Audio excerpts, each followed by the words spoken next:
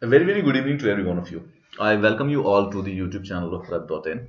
Prep.in is an endeavor where we provide you guidance for all three aspects of UPSC Civil Service examination, whether it be prelims, main, or interview. This is the current affairs class for 24th of December 2020. Now, current affairs, as we all know, is a very important aspect of UPSC prelims also and UPSC mains also. Hence, we will be taking a comprehensive approach towards the current affairs. With each current affairs, we'll be discussing the conceptual and analytical part of the topic so that the same can be used in the mains answer writing. We'll also be focusing on the objective data points which UPSC might be tempted to ask in UPSC prelims also. Let's start with the class today. The first current affairs of today pertains to Dal Lake and Chillai Kalan.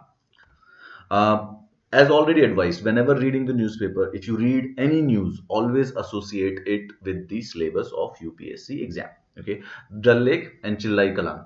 Chillai Kalan is a local weather phenomena. We are coming to it. Is associated with the geography. There are certain aspects of culture and it overlaps with the environment. We'll first understand a few things about the Dal Lake. We'll also focus on the relative location of Dal Lake. Then we'll understand what kind of a weather phenomena Challai Kalan is. Okay. Let's go. Now, Dal Lake is obviously a lake in Srinagar, which was the summer capital of Jammu and Kashmir. This was when Jammu and Kashmir was a state.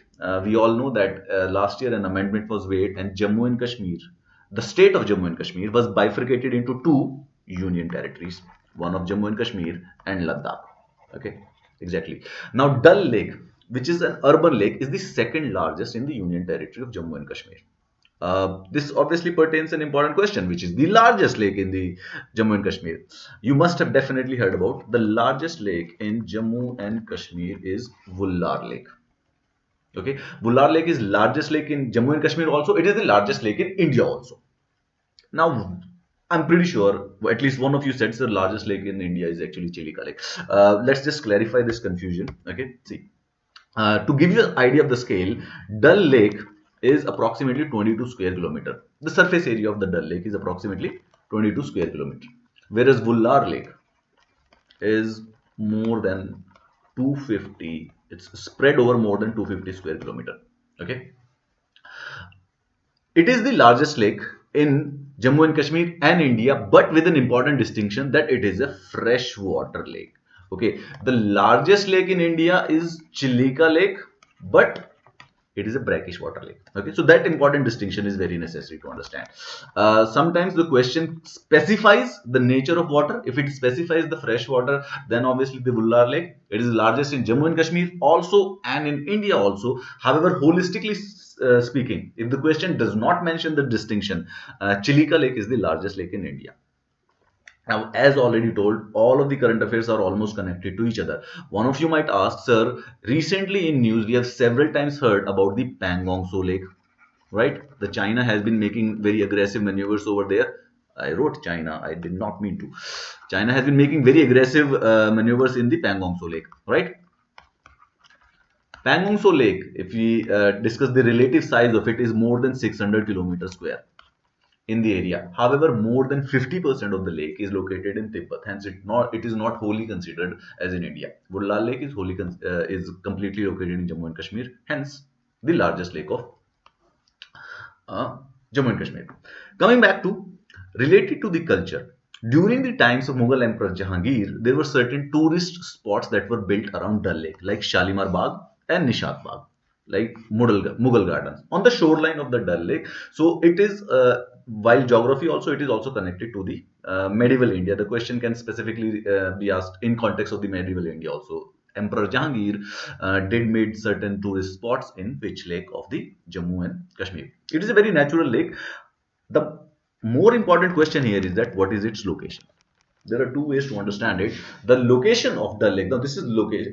This is the picture of Dal Lake. It is very beautiful, undoubtedly. Is located in the Jabarwan mountain valley in the foothills of the Shankaracharya hills. So the hills which you are looking at it right now, they are called as Shankaracharya hills. Okay, and because it is Jammu and Kashmir is located in a valley, and the Dal Lake itself is located in a particular valley that is named as Jabarwan Mountain Valley. A more visual description of it can be seen from the maps directly. Okay, to understand the exact location in relative to the surrounding area. Let's focus where the Dal Lake is located. Okay, so on your screen, if you can see right now, I believe it is very clearly visible. Dal Lake. This is Dal Lake. Okay, and these here are the Shankaracharya Hills. Okay, these are Shankaracharya Hills.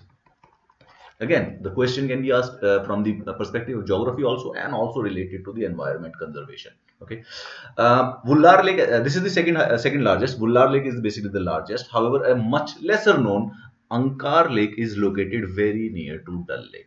Okay, you might be tempted to ask, sir, where is Vullar Lake located? Let's zoom out a little bit, and you can see if this is the Dal Lake on the northwest side, approximately Vullar Lake. Even visually, also by the size, also we can make out that Vullar Lake is several times larger than the Dal Lake. If we zoom out a little bit more, we can see the Pangong Lake here. Okay, this is Vullar and Dal, and very far away from here, this here, my friends, is Pangong Lake. You can see from the outline which I have made that a lot of 50%, more than 50% of Pangong Lake is located in the Tibet.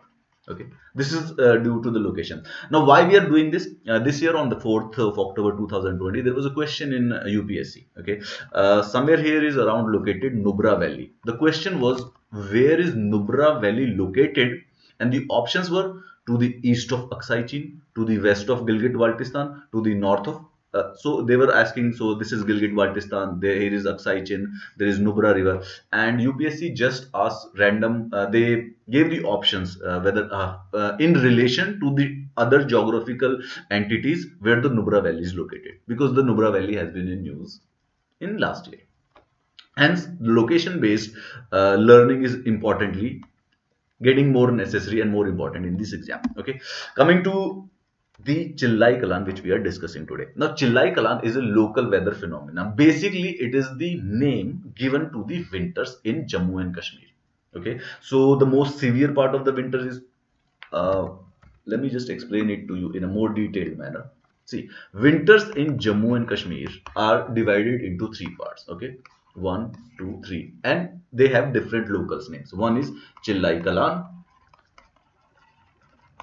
another is Challai Khurd, and another is Challai Bache. The localized name of the winters. Okay, a very severe part of the winter, Challai Kalan, from 21st of December. There is a very specific timings to it. 21st of December to 31st of Jan. This is the 40-day period where the winters is incredibly severe. It's very cold and chilly in the winters in 21st of December to 31st of Jan. That period in itself is called as Challai Kalan. After that, there is a 20-day period which is relatively less severe, is known as Challai Kurd, and then the last 10 days of winter, again much more relatively severe, is known as Challai Bache. This is a 20 days period, this is a 10-day period, and this is a 40. The Challai Kalan is a 40-day period. Okay, so the most severe part of winter, three parts called chillas. One is Challai Kalan, Challai Khurd, and Challai Bache. Challai Kalan is the 40-day period, which I have already told begins from the December 21 and ends on the next year of the January 31. Challai Kalan is followed by Challai Khurd. Okay, Challai Khurd means small cold, Challai Kalan means big cold, and Challai Bacha means baby cold. Challai is word for the chill, like cold. Kalan means big, Khurd means small, and Bacha, it's the literal Hindi word of Bacha, Chillai Bacha, the cold which is a baby. Okay, the baby cold, which begins from the February 20 to March 2, 10 days of it. Okay, now these are the local phenomena, local names given to the particular weather phenomena in the country. Very easy to remember. If you understand what is the meaning of those words, it will be much more rememberable, right? So UPSC can definitely ask in which part of the country these words are used, or which weather phenomena might be associated with. The next current affairs today is again related to environment conservation. Basically, it is related to the species. It is Firefly bird diverter and the great Indian bustard. Now, what is Firefly bird diverter? How it is associated with Great Indian Bustard? Let's discuss it, and we'll also be focusing on the conservation status of the Great Indian Bustard. Okay. This is species in news. In prelims, a lot of information related to questions related to this species are asked. It is also a part of the environment conservation and the mains paper 3. The news today is that the context of the news is that the Ministry of Environment, Forest and Climate Change, along with the Wildlife Conservation Society of India, they come up with a unique initiative. Okay, the initiative is Firefly Bird Diverter.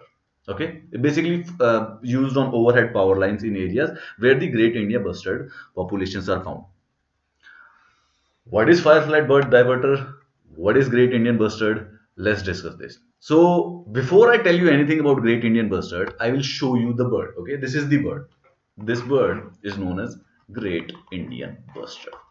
It is the most critically endangered species in India. Coming back to it, it is the most critically threatened and endangered species in India. There are less than 150 birds left in wild in the whole India. Okay, it is listed in the Schedule 1 of Indian Wildlife Act. It is also the part of the CMS convention. It is also listed in the Appendix 1 of CITES as critically endangered on IUCN Red List. More importantly, the bird has been made a part of the National Wildlife Action Plan also. And it has been also identified in recovery program under the integrated development of wildlife habitats of Ministry of Environment and Forest, Government of India. Now, the information which you have on the screen, try to understand what UPSC might actually ask, how UPSC will approach it. Okay, they might give you several options where they will mention that Great Indian bustard is part of which they can mention, like for example, let's say Great Indian bustard. Is it mentioned in the Appendix 1 of Wildlife Protection Act? It is mentioned in the Schedule 2, or it is also a part of the integrated development of wildlife habitats. So in such way, we should understand that. You can also understand the importance and the gravity of the endangerment this bird is by the programs which it has been included in. Okay. Now, Great Indian bustard is very important because it is the one of the heaviest flying bird in India. Actually, it is the heaviest flying bird in India. Great Indian bustard is one of the, is not even one, it is the heaviest flying bird in India. There are only two heaviest, much more heavier bird flying than that. One is the great bustard, and another is the Kori bustard. Bustards are basically the name given to a bird which is very large in size. Okay, Great Indian bustard is the heaviest flying bird in India. It weighs around 15 kgs, which is a lot when it comes to the birds. Great bustard is primarily found in Europe and Central Asia, two continents. Kori bustard is only native to Africa. They're big birds, 15 to 18 kgs. And Great Indian bustards are native to India, in the Southeast Asia. Okay, more specifically, they are the heaviest flying bird in India. The population of this bird is confined only to Rajasthan and Gujarat, and very small population is also located in Maharashtra, Karnataka, and Andhra Pradesh. Now you can understand, I just told you it is so endangered that less than approximately more or less 150 birds are found in wild, and those 150 birds are spread around 5 Indian states. More primarily distribution, Rajasthan, approximately 100, minimum 100 of the 100 of Great Indian bustards are found in Rajasthan. Okay, rest in Gujarat, and very incredibly probably 5 or 10 in Maharashtra, Karnataka, and Andhra Pradesh. But remember, these are the 5 states. They can directly ask you where Great Indian bustard is found. Okay, the Rajasthan comes very naturally to Great Indian bustards. So anybody who knows about Great Indian bustard will also associate it with Rajasthan. But remember, Gujarat, Maharashtra, Karnataka, and Andhra Pradesh also hosts small information.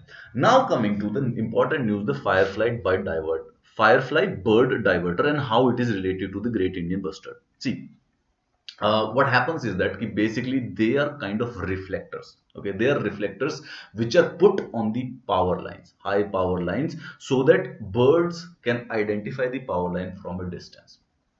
It is similarly like when you drive in the night, usually behind the trucks or the larger lorries, there are reflectors put, so that when the light shines on them, the vehicle is visible from a distance, so that if we need to brake, we need to slow down, we get the information beforehand. Similarly, the same thing is being done for the power line. What happens is that usually when power lines are made, when the birds fly, if the bird is smaller in length, when they see it, they are able to change the direction very soon, right? Sometimes the bird is flying, they reaches close to the power line. If it is a small bird, they are able to change the direction very easily. However, a large bird like the great Indian bustard, which is like the heaviest bird in India, the direction change is very difficult due to the body weight and other factors, and then they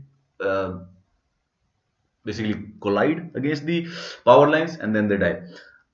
This picture will actually clear it much more. Yes, this is exactly as a very, this is a very simple concept. On the high power lines, these reflectors, which has been named as Firefly bird diverter, these are the simple reflectors. They, so that whenever a bird is flying from more than 50 meters, they're able to identify that there is a power line ahead of them. This has been specifically done to save the population of the great Indian bustard. Again, a large bird, very difficult to change the direction. The momentum is difficult to maintain. Uh, uh, Now, my question to you is that where the Firefly bird diverter will be, this initiative will be done. Again, all these places where the more importantly, it will be in Rajasthan and Gujarat, right? That is where the majority of the population is, or population of great Indian bustard is located. Uh, After the environment, geography and the species environment conservation, wildlife conservation, let's come to a government policy, the current affairs of the government policy, the tour of duty recruitment model. What is it? Tour of duty recruitment model is related to defense. Okay, defense news. Defense establishment of India has been discussing a new recruitment model, tour of duty. Uh, let's discuss this. Okay, coming to that, there were several months ago, Indian Army proposed an idea of tour of duty, a way to recruit new soldiers in the army. Okay, this idea has been expanded to the Air Force and Navy as well. So the idea is actually gaining traction that the tour of duty might be a good recruitment tool. It can be done for the army also, for the Air Force also, for the Navy also. What is the context behind it? Why do we need a new recruitment model? What are the present recruitment models? What is the benefit of it? Why are we going ahead with it? Okay, let's see it. See, the idea here is that presently speaking, there are two recruitment models in the army. Okay, the one is permanent commission, one is permanent. Like for example, you can join army with NDA and CDS, you will become an army man, and for the whole of your life you will remain an army man. There is also short service commission, which recruits people into the army and the Air Force or the Navy for 14 years, then they are retired. Okay, this idea, the tour of duty, is the next level recruitment model where the people will be recruited, the soldiers will be recruited only for 3 years. The plan is that in the next few years, more than 40% of Army's strength shall be done by the tour of duty recruitment model. Why so? Why is it possible? See, first of all, the Indian establishment is very much interested in this because it might generate a large scale employment. This actually gives them an incentive to work out the modalities of the plan. Second of all, there is a financial reason to it. There is a financial reason to it. The first financial reason is that, as discussed, there is only regular permanent commission. Second is the short service commission where they are recruited for the 14 years, right? Okay. Eventually, the SSC officers can opt for permanent commission if they clear the eligibility criteria. Okay.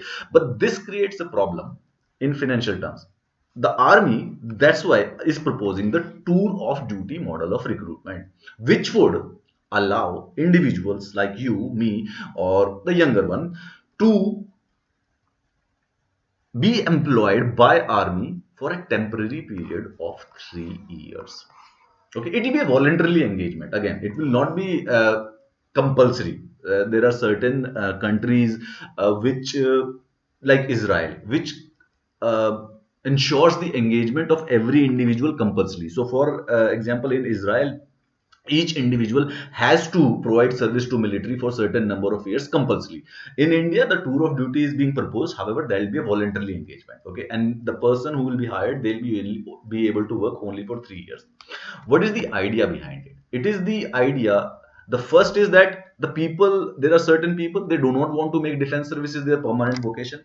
However, they want to experience that amazing military professionalism, that life of army, which they might be fascinated with it. However, they might have some other career goals. For those people, they can do it. Okay. Also, this will provide some shift from the concept of permanent service in armed forces towards internship or temporary experience of 3 years. Let's focus on the benefits to the government. First of all, the whole process of the tour of duty will reduce the pay and gratuity payouts. Okay, the cost of 3 years service per officer will be a fraction of the cost incurred on the short service commission. See, if a short service commission officer is working in the army for 14 years and after that they'll take retirement, there will be some pension, some gratuity will be paid. Whereas in tour of duty, they'll be only for the 3 years.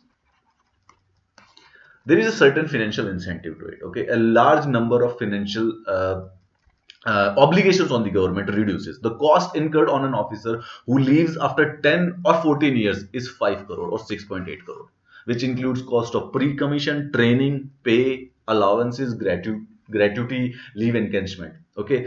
Corresponding cost of a 3 year service will only be 80 lakhs to 85 lakhs. The first is the financial incentive. Second, SSC officers जो होते हैं, जो short service commissions officers होते हैं, they have an option to join service permanently. Okay. However, which increases the cost incurred and the pension bills. Again, the soldiers who usually serve for 17 years, army has calculated a lifetime savings of 11.5 crore. मतलब कि अगर tour of duty से करेंगे, tour of duty से जब लोगों को employ किया जाएगा, when the people will be recruited, there is more than saving of each on each individual, more than saving of 11 crore rupees. This is the specifically benefits related to government and military. There is certain benefits, analytical benefits related to the citizen and the country also. See, it will help to channelize the youth energy into positive utilization of their potential. How you have to look at it? If the mains question comes, give a critical analysis of the tour of duty recruitment model being proposed by the military. This is a question, then they can ask you a critical analysis of it. You will have to provide the benefits, both the sides, cons and pros of it. So you'll also have to mention certain points, how it will help the citizens and country. Okay. Channelize the youth energy. It'll give you rigorous military training. It'll bring the military discipline in the civilian life. The entire nation, trained, disciplined, confident, diligent, and committed young people. Again, it will also improve the skill level. The person who has done a 3 years of tour of duty will also be much wanted in private sector, because that military experience, that military training will make him a very important skillful employee in the private employees also. It means for the fresh graduates, it increases their employability. That's the very important benefit of the tour of duty model. Why do we need it? Key point. Why do we need it? See, Army's pay and pension bill has been increasing steeply. Over the years, more than 60% of its budget allocation. Now, try to understand the gravity of it. Hypothetically speaking, if Army is given 100 crore rupees as a budget in 1 year, more than 60% of that money goes into the pensions and the salary, pay and pension bill, right? Which is a lot, because then only 40% of the money is related to the infrastructure, to the planes or to the guns, to the equipment, which it's a very huge bill. So to reduce it, there is a possibility. Now, a report of Standing Committee of Defense in 2019 told the deficiency in officer cadre of Indian Army stood at 14%. Means people are not even joining Indian Army at the officer level also. So officer level, the deficiency is right now 14%. Even that deficiency can be filled through the tour of duty recruitment model. Also, there is a resurgence of nationalism and patriotism. The fact that unemployment is a reality and this initiative might bring some reduction to it gives a large incentive to government to go for it, right? This was the tour of duty. Let me just summarize it for you for once more, right? Tour of duty is a recruitment model by the army. It is also being assessed in context of Air Force and Navy. The idea here is that the individuals will be hired by the army for 3 years. Presently speaking, there is only two. One is permanent commission, another is short service commission. Now, first benefit of the tour of duty is related to the financials. The second important one is related to the employability and how it will benefit the citizen. Okay, in mains, a direct question can be asked. What you can be asked to critically analyze the tour of duty model. Okay, related to any other questions, please ask in the YouTube video comments, and if anything, please stay on the channel for the while. We'll be coming up the current affairs video every day at 7 o'clock in the evening. Have a nice day, students. Study hard. Bye.